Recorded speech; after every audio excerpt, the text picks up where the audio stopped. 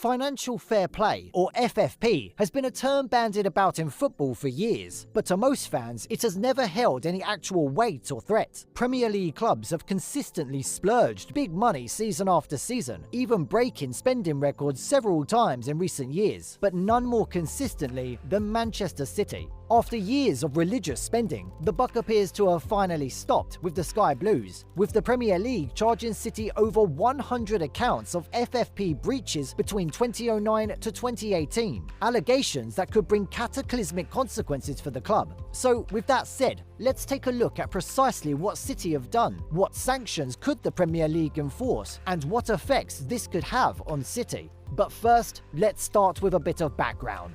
Since Abu Dhabi billionaire and royal family member Sheikh Mansour bought over and chaired Man City in 2008, they have cemented themselves as a heavyweight in world football, wasting no time establishing a reputation as notoriously big spenders. Man City was available for us, and Man City has a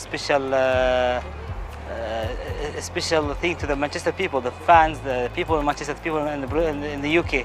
They really love the Man City, and they would like to see Man City coming back to the oldest day when they used to get the trophies and the victories. City bought Robinho on the same day as Mansour's takeover for the then British record fee of £32.5 million from under the noses of rivals Chelsea, a major upset at the time. Continuing in that same ilk, they made big money moves for Carlos Tevez and Emmanuel Adebayor in the summer of 2009, before welcoming David Silva, Yaya Toure, Mario Balotelli and Edin Dzeko the season after that, the core of their soon-to-be title-winning side. Under Roberto Mancini's management, Sergio Aguero's last-minute goal clinched City their first ever Premier League title in the 2012-2013 season, with the Citizens winning the league a further 5 times since, including a record 100-point season in 2017-2018. Add to that 2 FA Cups, 3 Community Shields and 6 League Cups, 4 of which came consecutively, and at least in terms of trophies, it's hard to argue City hasn't dominated English football over the last decade. But off the pitch, the Sky Blues have also become a football conglomerate, the jewel in the City Group's crown that sees Mansour co-own several clubs across world football, with roots in almost every continent. The City Group have, in turn, used their on-pitch success to drive commercial growth, with Man City being named football's most valuable club in the latest iteration of the esteemed Deloitte Money League. But this has undoubtedly come at a cost. To those not associated with City, the idea of being a money-fueled state-run club has been used as a stick to beat City with time and again, with the Sky Blues even running into UEFA FFP issues when investigations began in March 2019. UEFA charged City with breaching FFP rules, a potential catalyst for the Premier League's subsequent inquiries. However, they were eventually acquitted of all charges, avoiding the initial 2-year ban from all UEFA club competitions. That investigation resulted from German news outlet Der Spiegel publishing an investigation based on the works of Portuguese hacker Rui Pinto, who had supposedly uncovered dirt on City. Although UEFA charges ultimately came to nothing, City again find themselves in hot water, this time with the Premier League.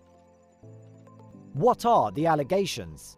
According to the Premier League, City breached over 100 FFP rules between 2009 and 2018, failing to provide accurate financial information, then being uncooperative in subsequent investigations. Of these charges, 2 issues have received overwhelming media attention, with concerns over City's sponsorship income and managers' payments. The first of these 2, sponsorship costs, states the club apparently inflated the contributions of major sponsors, with funds instead coming courtesy of their owners, thus breaching FFP rules on this matter. The Premier League's FFP rules differ from UEFA's, which City previously breached, focusing mainly on profit and loss before tax. Operating in 3-year cycles, the Premier League allows clubs a loss of £105 million or £35 million per season for funds provided by owner equity, hence why City would want to inflate sponsorship payments. The second and perhaps more serious charge sees City accused of having secret contracts with managers, where salaries were supposedly doubled over a 4-year period, with Roberto Mancini being the main name in question. It's suggested Mancini was receiving payments from an outside source, supposedly unconnected to City, allowing the club to falsely represent his salary on several iterations of the official club accounts. Given these charges that have been levelled at City, they have also been seen as non-compliant. In short, short, this could lead to severe consequences. What consequences could City face?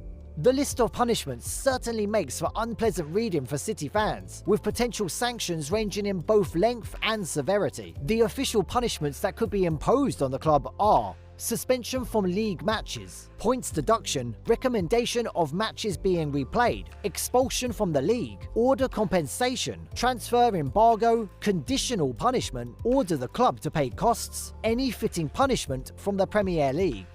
How could this affect City in the long term? Regardless of the outcome, this is bound to have a long-term effect on Man City. A key factor in City overturning their 2-year ban from UEFA from competitions in 2020 was their argument about the time bar when the events occurred, stating that many of their offences took place too long ago to be charged over as per UEFA rules. However, unlike UEFA, the current Premier League rules don't take time of offence into consideration, so this same argument won't work this time around. Moreover, given the magnitude and sheer volume of the charges, further investigations will likely be a long, drawn-out process and could be a grey cloud hanging over the Sky Blues for years to come, especially considering the investigation has already been going for 4 years. On-pitch effect. Looking at the list of potential punishments, some can be quickly ruled out. Given the time it's taken to get here, a points deduction at least this season seems unlikely. Sorry, Arsenal fans. And considering the length of time the breaches have occurred, it's unrealistic that any matches will be replayed. Furthermore, it's unlikely City will face expulsion from certain matches and would rather face expulsion from the league altogether, in what would be the worst case scenario. It's widely reported that the remainder of the big 6 clubs are pushing for this punishment, but given its severity, it would be surprising if this was to be the outcome. However, if the Premier League were to lay down the gauntlet and make an example out of City and enforce expulsion, they could likely find themselves in the lower tiers of English football outside the Football League, much like Rangers back in Scotland's 2012-2013 season. If this was to be the case, it would have a seismic impact on City, even if Haaland and co were willing to stick by City and rise up the football pyramid, which is unlikely in itself, given the immediate drop in revenue City would face. They would be unable to afford the wages of anyone currently on their books. Granted, this is a worst case scenario, and an improbable one at that, so it's more likely that City could face a collection of more minor punishments, transfer embargoes, point deductions, and fines in the coming seasons, which would still see them remain relatively competitive. What's the immediate effect? Unless there are significant developments, City will likely remain unaffected this season. In an incidence of such magnitude, the Premier League will want to conduct thorough investigations met by fitting punishments. However, one potential short-term detriment to City could come in the form of Pep Guardiola. Although he has publicly shown his support for the club, the club proved that we're completely innocent. Why should not think right now, when there is not even accusation, it's just condemned, it's just charges or suggestions. the Spaniard has stated he would leave if it turned out the owners had breached FFP. I believed them, because I said to them, if you lied to me the day after I'm here, I will be out and you will not be my friend anymore. So I put your face, because I believe you, completely 100% from the day one. Moreover, with City already under pressure on the pitch, sitting 8 points behind Arsenal, the Premier League's announcement could hardly have come at a worse time for the club, with the players looking to focus on what is a congested last few months of the season, as they compete in 3 competitions, including the coveted Champions League. Guardiola will likely deflect and defend all questions about FFP in his press conferences for the rest of the season, but it's undeniable this will be a story that will dominate football news for the rest of 2022, 2023 and beyond.